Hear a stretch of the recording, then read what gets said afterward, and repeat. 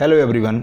MPPSC 2023 के लिए बस 5 दिन बचे हुए हैं, तो मैं कुछ एक लास्ट मिनट टिप्स आपको देना चाहता हूं। ये उन लोगों के लिए बहुत उपयोगी साबित होगा जो पहली बार मेंस लिख रहे हैं, और ये टोटली मैं अपने एक्सपीरियंस के बेस से बता रहा हूं।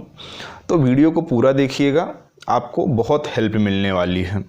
पहली चीज़ें, एडमिट कार्ड को निकाल के आप जो है उसकी इंस्ट्रक्शन को पढ़ें, और जिस दिन आप एग्ज़ाम देने जा रहे हैं वहाँ पे एग्ज़ाम हॉल के बाहर, मतलब जब जिस कॉलेज या स्कूल में आपका सेंटर हो, तो जो निर्देश है उनका पालन ज़रूर करें। कारण ये होता है कि वहाँ पे हम जाएंगे, हम जूते पहन लेंगे या हम बहुत सारे ऑर्नामेंट्स वगैरह पहन लिए हैं, वो उतरवाने को बोलेंगे। फिर हमारी बहस होगी कि सर ये अंगूठी में क्या चीज़ थोड़ी कुछ छुपा है, या कड़े में कुछ नहीं छुपा है, या फिर जो हम धागा पहने रहे, वो सारी चीज़ें आपको उतारने को बोलेंगे। तो अगर आपको अपना दिमाग फ्रेश रखना है, एमपीपीएससी मेंस में अच्छा परफॉर्म करना है, तो शुरुआत से ही जो ये कुछ हम पहने रहते हैं, अंगूठी, घड़ी, या फिर जो हाथ में कलाई में कंगन वगैरह, इन सबको घर में उतार के आए। बहस किसी प्रकार की नहीं करना है। अब जो है गर्मी आ चुकी है, तो चप्पल पहन के जाएं, सबसे अच्छा होगा। जूते पहन के जाएंगे, बाहर उतरवा दिया जाएगा। ठंडी में तो खैर लास्ट टाइम परमिशन मिल गई थी, लेकिन इस बार आपको नहीं मिलने वाली है, तो शुरू से ही चप्पल पहन कर जाएं। ऐसे कपड़े ना पहन के जाएं कि वहाँ पे चेकर आपसे कुछ अलग तरीके से जो है बिहेव करिए, क्या पहन के आ गए। साधारण टी शर्ट पैंट वगैरह पहन के, बेल्ट वगैरह ना लगाएं। तो ऐसे पैंट पहने जो कि एकदम आपको फिट हो रही हो, क्योंकि वो सारी चीज़ें उतरवा दी जाएंगी।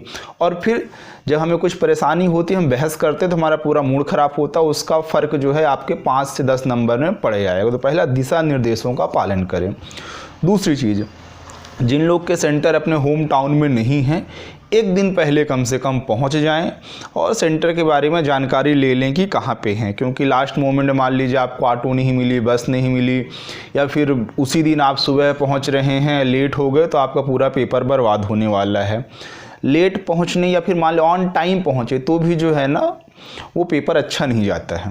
फिर आप समझ ही रहे होंगे, जो पहला पेपर है आपका हिस्ट्री का है। कितना भी पढ़ा जाए, आपने अभी बहुत पढ़ाई की होगी, लेकिन फिर भी आपके जो 3 मार्कर स्टार्टिंग में 3-4 नहीं बनने वाले हैं। मैं अभी से बता रहा हूँ आपको, 3-4 क्वेश्चन जो है ना, 3 तो मान के ही चलिए, 3 मार्कर नहीं बनेंगे, कुछ भी करिए आप, कितना ही पढ़िए, तो पहले से स्वीकार होना चाहिए।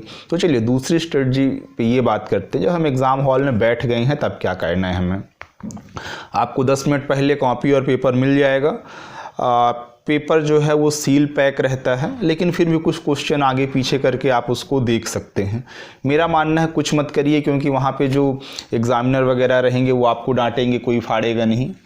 टोटली मूड अगर फ्रेश रखना है, अपना पेपर अच्छे से देना है, ऑन टाइम जब बोला जाए पेपर फाड़ने को तभी फाड़िए, नहीं तो आपका दिमाग ख़राब होगा और 5-10 नंबर के बनते हुए क्वेश्चन याद नहीं आएंगे, या फिर आपकी स्पीड कम हो जाएगी।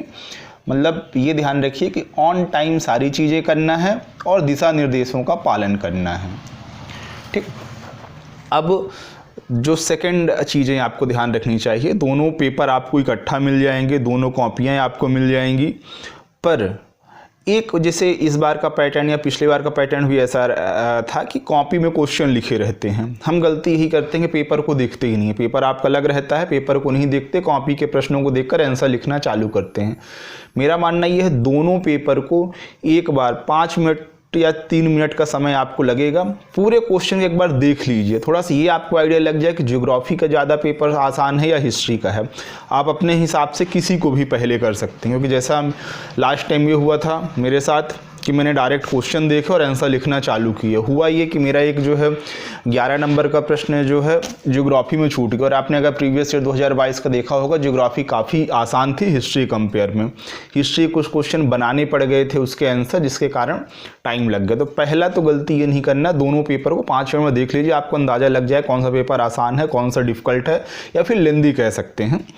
ठीक। तो पेपर को पूरा देखना, डायरेक्ट आंसर लिखना चालू नहीं करना है। दूसरी चीज़ें, घर से जब आप निकलें तो पेन वगैरह तो ऐसे सभी लोग रखे रहेंगे, लेकिन ये क्यों गर्मी आ चुकी है तो ग्रिप वाली पेन रखिएगा, ताकि पसीना वगैरह अगर चलता है तो वो पकड़ ढीली ना हो। क्योंकि अंतिम में वो जो 2-3 मिनट होते हैं ना, वो बहुत हेल्प करते हैं। और ये सारी आपने पेन कौन सी यूज की है, आपने जो एग्ज़ाम प्रेशर है उसको कैसे डील किया है, ये 5 मिनट आपको एक्स्ट्रा देते हैं।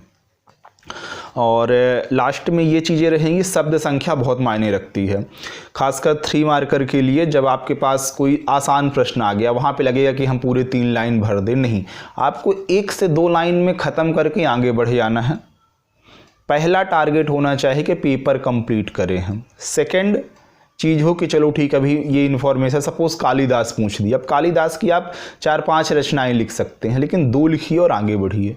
समय मिले तो फिर जो भी आपका मन करे बाद में लिख देना, लेकिन शुरुआत में 2 आगे बढ़िए। तो कुछ प्रश्न ऐसे हैं जिसमें आपको थोड़ा सा सोचना पड़ेगा, कुछ चीज़ ऐसे रहेगी बोलेंगे जवान में आ जाएगी, लेकिन मतलब वो कहना चाहिए लिख नहीं पा रहे हैं, भूल गए आप अचानक उसको, ठीक है। जैसे कि मैं बताऊं, लास्ट टाइम जोधिया बाई नहीं,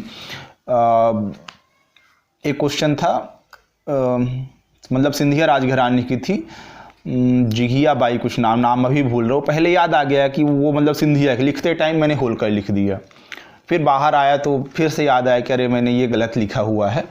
तो कुल मिला के ये है कि वो जब आप प्रॉपर तरीके से कहना चाहिए एग्ज़ाम हॉल में कूल नहीं है तो वो चीज़ें गलत हो जाएंगी।